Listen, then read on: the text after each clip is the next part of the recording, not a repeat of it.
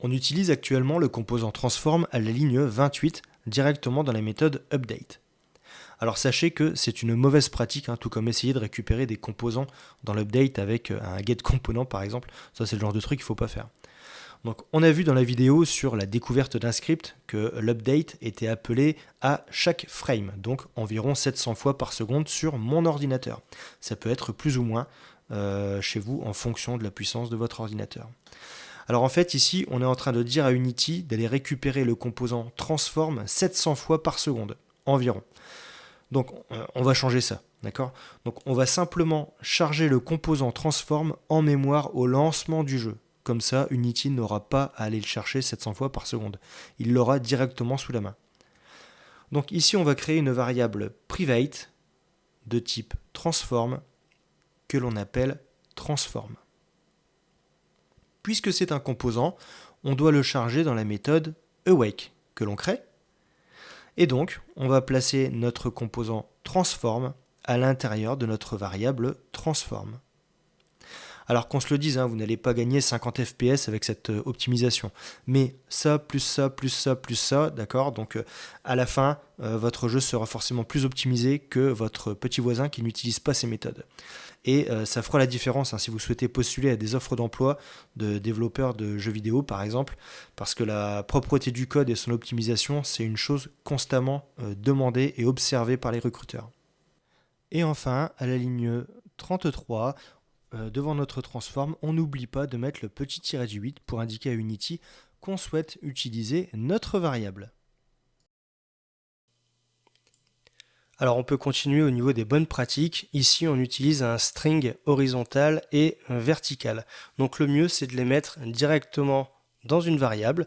Donc je vais créer une variable private de type string que je vais appeler name horizontal par exemple, et ça va être égal à, alors, entre guillemets, je vais ajouter horizontal.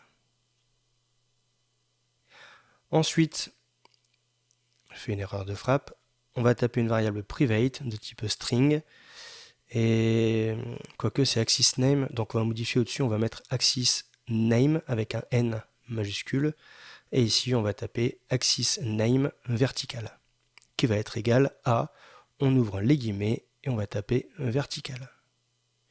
Et ensuite, à la ligne 24 et 25, on va remplacer horizontal et vertical par nos variables axis name vertical et axis name horizontal et vertical. Voilà, donc là ça fait partie des bonnes pratiques, mettre le maximum de choses en cache. Surtout quand c'est utilisé dans l'update. Par contre, je vais effacer la ligne 1 là, qui a été rajoutée avec ma petite erreur de frappe. Voilà, on peut sauvegarder et on retourne sur Unity. On passe en mode play. Et là, tout fonctionne correctement. On peut ressortir du mode play. On fait un petit tour vers la documentation Unity. Alors dans cette formation, à chaque fois que je vais vous faire découvrir une nouvelle fonctionnalité, eh bien on fera un détour vers la doc. Et vous allez avoir l'occasion d'en apprendre un peu plus sur le sujet. Ici, par exemple, on a vu l'input manager et on nous dit que les axes vont de -1 à 1. D'accord? Donc ça va dépendre si vous appuyez sur la flèche de gauche, donc ce sera -1, ou sur la flèche de droite, ce sera égal à 1. Donc vous verrez en descendant dans le document, vous avez des exemples, vous avez le nom des boutons, et on vous parle du transform.translate. Je vais traduire en français, voilà. Donc on a le transform.translate qui est abordé ici, et aussi le time.deltaTime. Donc je vais vous laisser lire tranquillement la documentation sur le sujet.